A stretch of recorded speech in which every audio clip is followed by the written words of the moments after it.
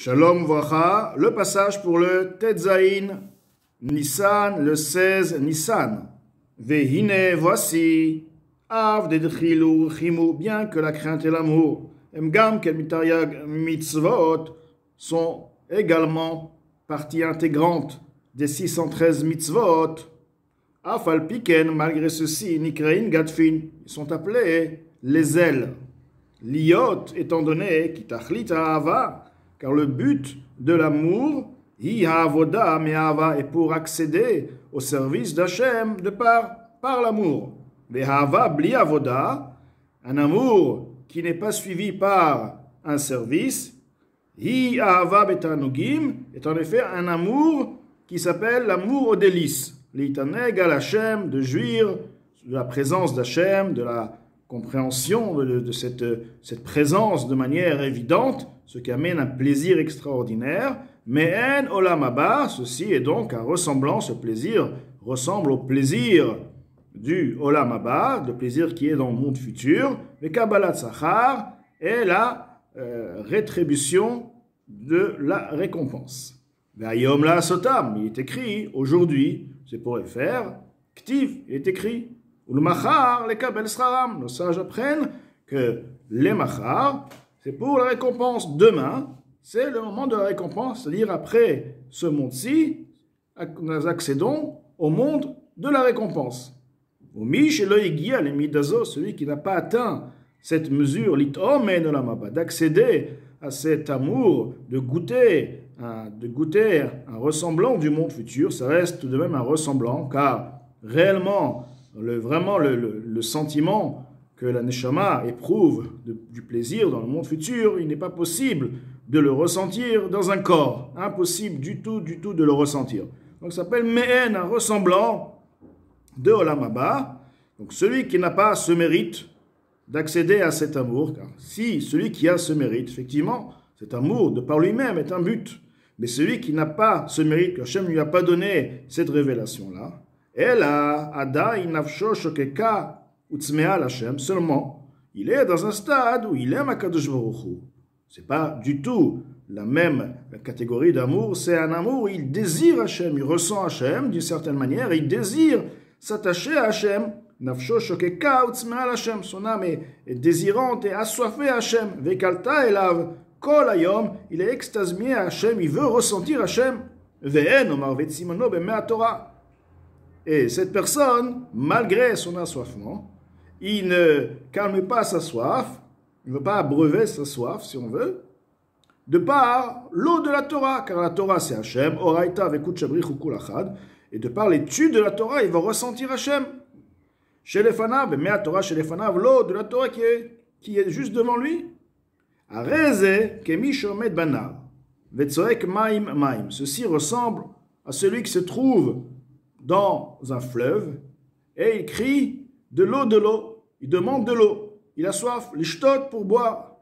Kmo shekovel alav anavi, comme le prophète se plaint donc concernant cette personne, Hoy, kol tzameh lechu lamaim. Pourtant, tous ceux qui ont soif, allez-y à l'eau. Alors quel est le sens de cette phrase, kol tzameh lechu lamaim, celui qui a soif, mais allez-y boire, qu'il est fi pshuto, car le sens simple, d'après le sens simple, eno mouvan.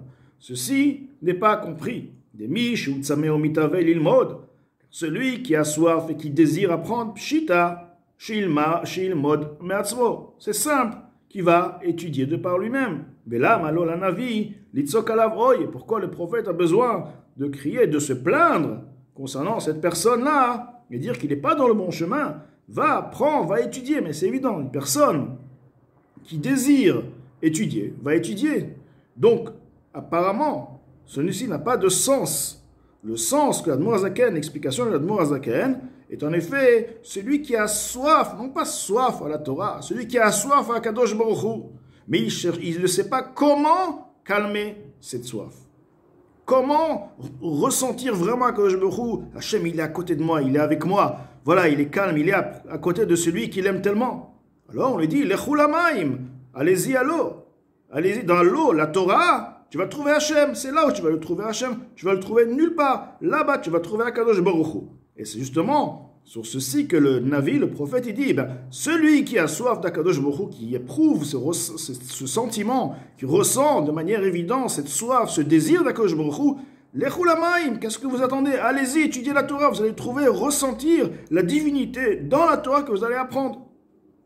Comme il est expliqué longuement, écrit longuement, autre part. Donc, dans ce passage, Admor Azaken nous explique en effet le but de Ahava Ve'ira, c'est de servir Hachem de par Ahava Ve'ira. C'est pour que dans le service, il y ait ce sentiment de Ahava Ve'ira. Que Ahava Ve'ira soit la motivation de la Torah et des mitzvot. C'est pourquoi ils sont qualifiés uniquement par le nom de Gadfin, alors qu'ils font partie des 613 mitzvot, oui, mais ils sont différents des 613 mitzvot dans ce point, car leur but final, le point central, la raison de Ahava Ve'ira, c'est pour servir Hachem dans Ahava Ve'ira, car la Ahava Ve'ira, comme elle est dans le Gan Eden, Ahava Ve'ira, l'amour et la crainte, le plaisir, sentir Hachem et avoir jouir d'Hachem, comme ça c'est pour le Gan Eden. Ici, c'est pour travailler. Donc, s'il y a ici Ahava Ve'ira, c'est pour utiliser cette Ahava Ve'ira, pour servir Hachem de par Ahava Ve'ira. Il y a effectivement une exception, Ahava Beta Anugim, celui qui a ce plaisir du Gan Eden sur terre. Mais dans ce cas-là, on parle de quelqu'un,